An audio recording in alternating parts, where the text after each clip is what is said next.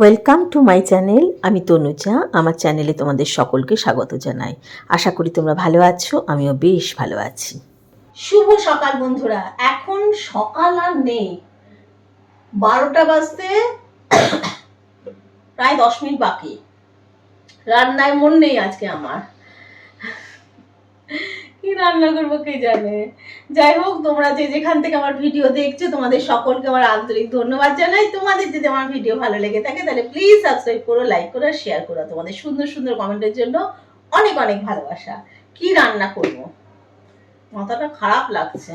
এতক্ষণ তো ল্যাদ খাচ্ছিলাম, এটা আমার ল্যাদ পিরিয়ড চলছে। তোমাদেরকে বলেছি আমি এতক্ষণ ধরে ল্যাদ খাচ্ছিলাম। ভাবছি ডিমের ঝোল বানিয়ে ফেলি। পেঁয়াজ বাটা রয়েছে, আদা রসুন বাটা অল্প বেঁচে আছে, ডিমের ঝোল বানিয়ে ফেলি। আর একটা জিনিস তোমাদেরকে দেখাই, দেখো এই দেখো, আমি যে চিকেনের পিস আনি না, ব্রেস্টের পিসগুলোকে বোনলেস করে ওখানে দাঁড়িয়ে আমি কিনি পুরো ব্রেস্টের পিস।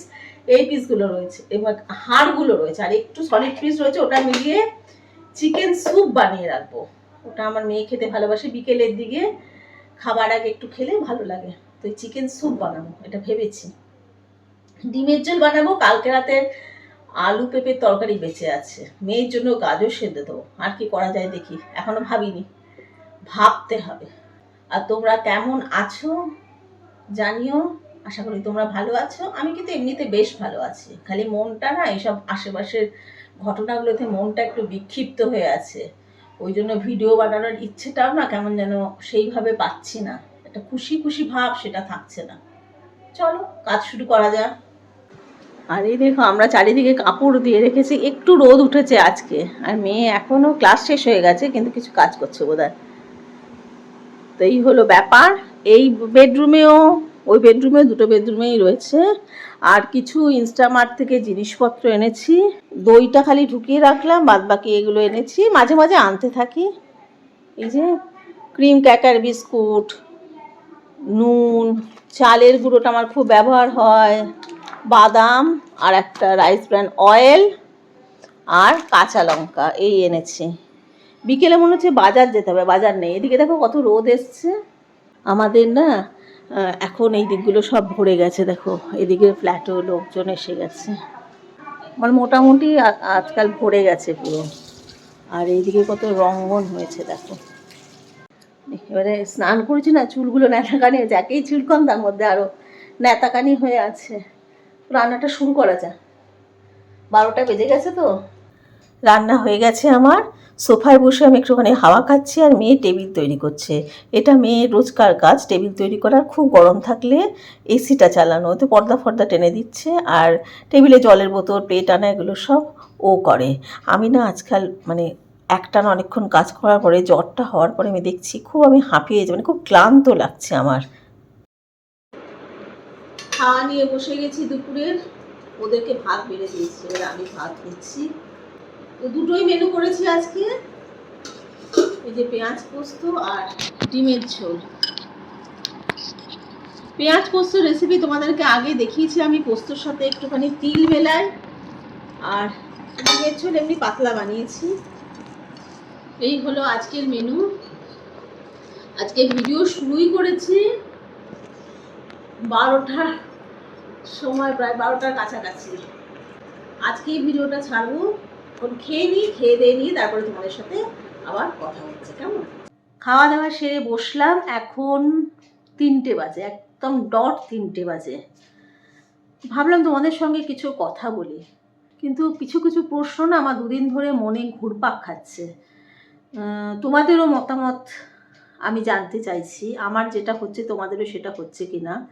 হ্যাঁ, আরজি করের যে ঘটনাটা ঘটেছে, সেই ঘটনাটা শোনার পর থেকে, নিউজে দেখার পর থেকে, পেপার পড়ার পর থেকে মনে একটা কষ্ট, যেটা আমি সকালে তোমাদেরকে বললাম, সেটা তোমাদেরও নিশ্চয়ই হচ্ছে, বেশিরভাগেরই হবে এটা। বিশেষ করে যারা আমরা, যাদের আমাদের মেয়ে আছে, কোথাও কি মেয়েদের একটুখানি নিশ্চয়তা নেই? আর যেই সব বাড়ির ছেলেরা এই ধরনের কাজ করছে, এক তো হতে পারে যে বলা হয় পারভার্টেড, নেশাগ্রস্ত, এই ধরনের কাজ করছে। আমার তো মনে হয় যেই পরিবারে তাদের মারা বা তাদের পরিবারের লোকজনেরা নিশ্চয়ই বুঝতে পারে, যদি বুঝতে পারে আমি বলছি, যদি বুঝতে পারে তো তাদের ট্রিটমেন্ট কেন করায় না? তাদের জন্য কোনো মানুষের জীবন চলে যাচ্ছে, কোনো মানুষের চরম ক্ষতি হচ্ছে, 1 নম্বর। 2 নম্বর হলো ছেলে সন্তানকে বাড়িয়ে তোলা, মানে যেই পরিবারে এই ধরনের ছেলে বেড়ে উঠছে, আমার মনে হয় তারা খুব সুস্থ পরিবেশে বেড়ে ওঠে না। এক তো আমাদের সমাজে এখনো অবধি ছেলে মেয়ের পার্থক্য চলেই এসছে, এটা ছেলেদের কাজ, এটা মেয়েদের কাজ। সবসময়তে ছেলেদেরকে একরকমভাবে প্রায়োরিটি দেওয়া হয়, মেয়েদেরকে একরকমভাবে। যতই মেয়ে আধুনিক হোক, মেয়ে চাকরি বাকরি করছে, কিন্তু কোথাও কোনো একটা জায়গাতে ছেলে মেয়ের পার্থক্য কিন্তু রয়েছে। তো এই পার্থক্যটা আমার মনে হয় বন্ধ করা উচিত। ছেলেদেরকে এই যে একটা বিশাল একটা জায়গায় পৌঁছে দেওয়া, এটা বন্ধ করা উচিত। তাদের ছোটোবেলা থেকে মানসিকতায় ঢুকিয়ে দেওয়া যে তোমার এটা কাজ নয়, তোমার ওই কাজটা।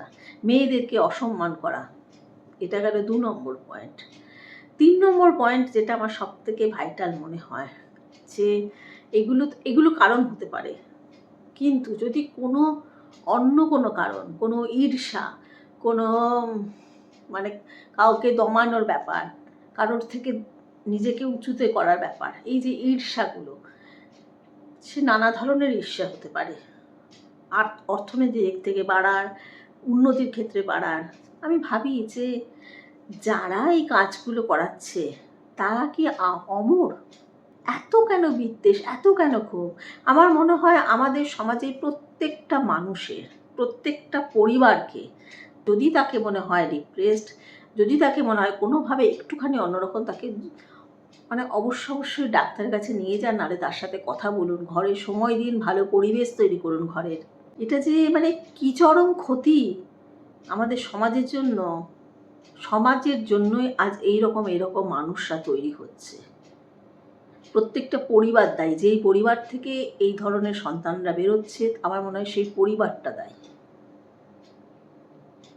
খুব খারাপ লাগা, খুব কষ্ট, ভাবলে ভয় না বুকটা কেঁপে ওঠে যে আমাদের মেয়েরাও, আজকাল তো আর সেই সময় না, আজকালকার মেয়েরা বাইরে পড়াশোনা করছে, বাইরে চাকরি করতে যাচ্ছে, এত অনিশ্চয়তা নিয়ে বাঁচবো কী করে? আর মেয়েগুলোই বা এগোবে কী করে?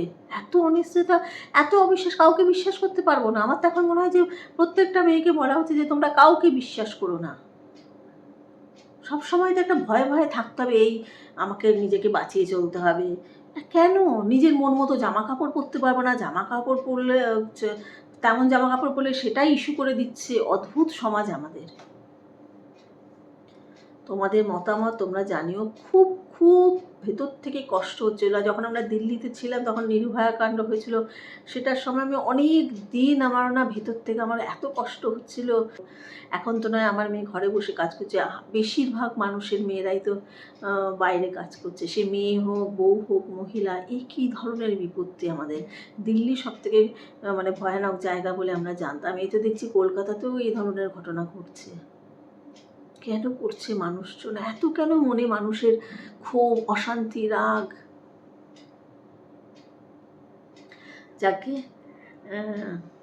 আজকে ভিডিওটা এখানেই শেষ করছি। খুবই ছোট ভিডিও, খালি ভিডিও দিতে হবে বলেই তোমাদের সঙ্গে একটু কথা বলার জন্য আমি ভিডিওটা করলাম। সেইভাবে যদি কন্টেন্ট তোমরা বলতে পারো, সেই কন্টেন্ট হয়তো নেই, কিন্তু তবুও আমার মনের কথাগুলো বলার ছিল, আমি বললাম। তোমরা ভেবে দেখো, তোমরা তোমাদের মতামত জানিও। তো আজকে এখানেই ব্লগটা শেষ করছি। নেক্সট ব্লগে তোমাদের সঙ্গে আবার দেখা হবে। তোমরা খুব ভালো থেকো, আনন্দে থেকো, আর অবশ্যই সুস্থ থেকো। আজকের মতো তোমাদের সকলকে টাটা।